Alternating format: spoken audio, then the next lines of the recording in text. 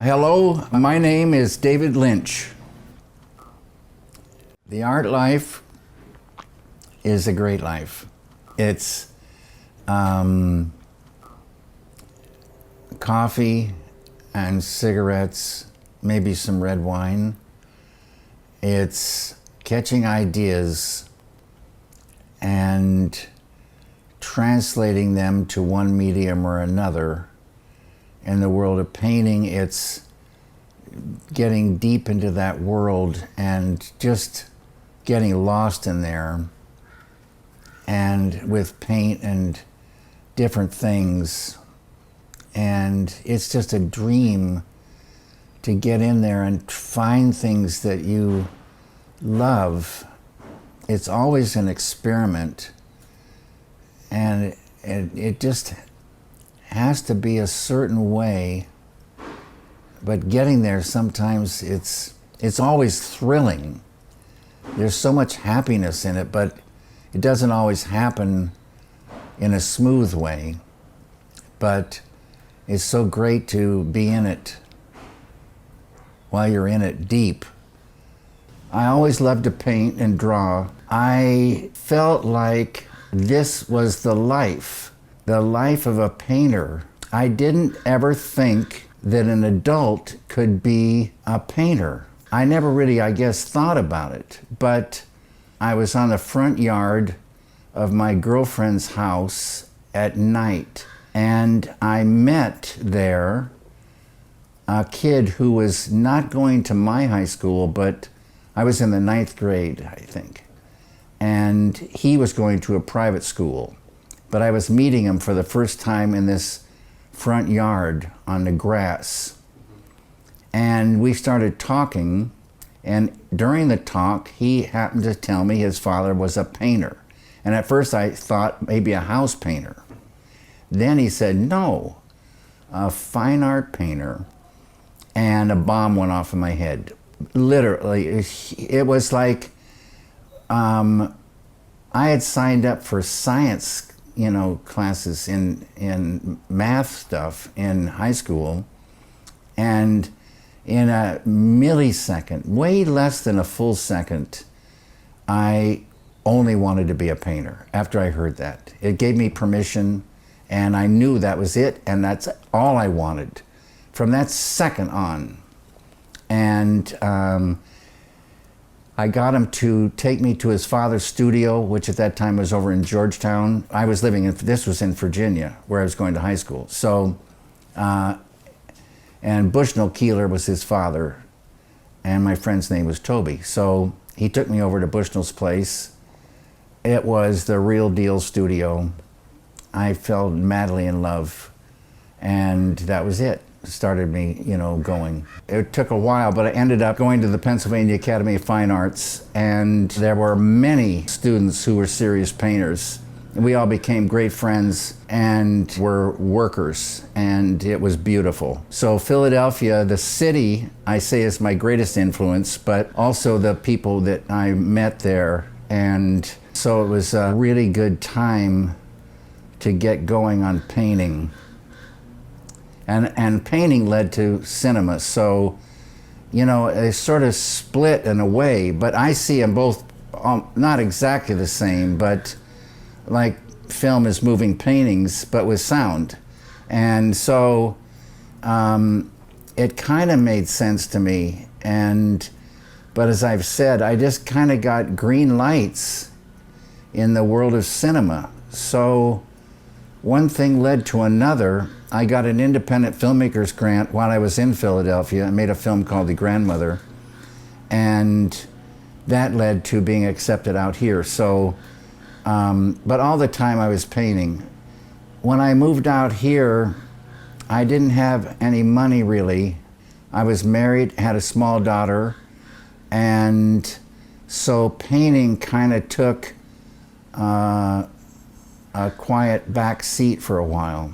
But I always was drawing. I arrived in LA at night, having driven out in a rental truck with my best friend Jack Fisk and my brother John, and we turned left at Sunset and San Vicente, went down about 3 blocks, parked, and went in and stayed with my friend Alan Splett in his apartment. And when I woke up the next morning and came out, I experienced for the first time Los Angeles light. It knocked me out. I was like in a dream, a heavenly dream. I almost got hit by a car. I wandered into the street looking up at the sun, and it was so beautiful. The reason I came out here is I was accepted to the Center for Advanced Film Studies, which was housed at Greystone Mansion in the best part of Beverly Hills, 55-room mansion, American Film Institute, Center for Advanced Film Studies. And so it was a huge deal. I was 24 when I arrived in LA. I was not part of any art world. I was just loving to paint. I love textures. I love organic phenomenon. I think nature is a great teacher. I don't really like flat paintings. I like things protruding or also going in. I like organic things, and I like both sides of evolution, the sprouting and the growing and the blossoming, but I also like the decay, the other side. It's a love of paint, moving paint around, making things on, in a space. Just incredible. Homes are interesting to me. I don't know exactly why. The shape of a house, like a simple, I like childish things. I guess you could say a sophisticated, childish thing is what I love. And I like this one painting, figure witnessing the orchestration of time. I've always liked that a lot. Just, I wouldn't have enough time to tell you how much I love it. Why? I haven't gotten into sewing. I want to take my drawings and transfer them over to embroidery and see what those things look like. I like the idea of sewing things like this wallet. I didn't make this wallet, but I got to unbutton my pants. This is made out of canvas, and it's got a Velcro snap, but it's all like lined, and I was studying it. It's like even the flap here is beautifully sewn. Production designer Patty Norris made this for me, and it's just great. And so you can make all kinds, and it's got like a belt loop. I can put it on my belt if I wanted to, and it's just very good. Yeah. It's packed with money. I get ideas from the world, from the past experiences. I picture trillions and zillions of ideas that we can catch. And the idea is to catch something that you fall in love with and you want to translate to some medium or another. I practice Transcendental meditation as taught by Maharishi Mahesh Yogi. You can meditate anywhere, anytime, day or night. Doesn't matter. Noise is no barrier. I always say I had one of my best meditations next to a jackhammer, working, tearing apart a sidewalk. And what's important, people should know and remember the word transcend, means go beyond. Get to the treasury within each one of us. The treasury is the ocean of pure consciousness, underlying the whole field of relativity, underlying all of matter and mind. And it's a field that's eternal, always been there. Modern science has discovered it, calling it the unified field. Unbounded intelligence, creativity, happiness, love, energy, power, and peace are there for us. Common sense would tell you it'd be very good to experience this field, because every time you truly experience it, when you transcend, you infuse some and you grow in that.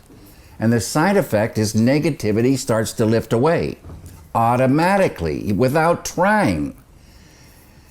You can transcend without this technique. People have transcended. I transcended once before I learned this technique by daydreaming. Suddenly I slipped in there. I didn't know what it was. I wanted it again, but I didn't know how to do it. I didn't even know what it was.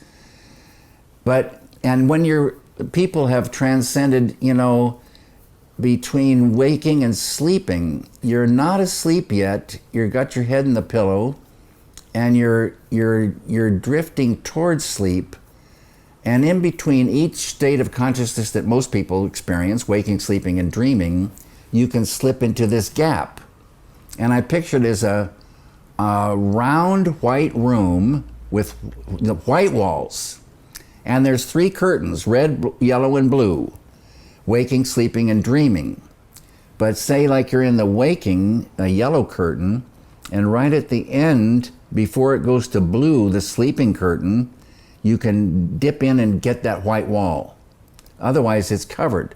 Transcendental meditation you do in the waking state, and you're in the yellow curtain, but it just gets more and more transparent, and then you experience the white wall, the transcendent, and you're rocking. And life gets better and better and better. So I meditate twice a day and have done it for 46 years. Maharishi's peace greeting groups, people doing transcendental meditation and the TM City program in a group, quadratically more powerful than the same number scattered about. If the group is big enough and on a permanent basis, it can change collective consciousness. Just like it changes an individual, people start feeling better. They start not wanting to blow each other's heads off. They start enjoying life. They start being kind to one another. They feel good in their body. Ideas start flowing. And they get more energy for their work. And all that stress and negativity just starts dissipating. And the world becomes a great world, a peaceful world, a happy world. All the secret has always been in this field within. And when peace has come to the earth, you know, planets many times, and it comes this way, just enliven that field of peace. That's the way it's done. People don't get that. They talk about peace. Talking won't do it. Making a film about it won't do it. It's nice, but you're preaching to the choir usually. The non-peaceful ones don't go see your film. They don't look at that. They don't look at the painting. They don't read the book. You need to change the collective consciousness, and it's pleasant. People who, you know, are filled with stress and are doing things that the stress and anger cause them to do, they start not wanting to do that anymore. And they get to be people that you start liking to hang around with, just naturally. It's beautiful.